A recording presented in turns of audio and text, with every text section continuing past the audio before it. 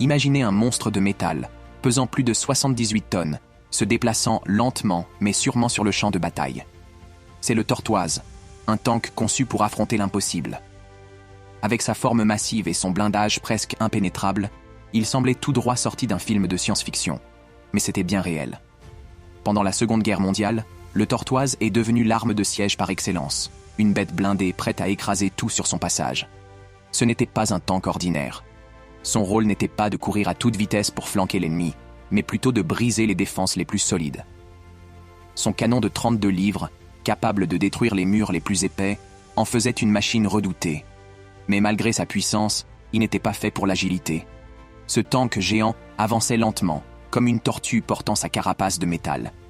Ce géant d'acier, bien qu'imposant et lent, était presque invincible.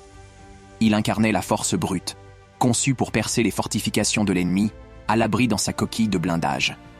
Son apparence était impressionnante, presque déconcertante pour ceux qui le croisaient. D'un côté, il semblait être une forteresse mobile.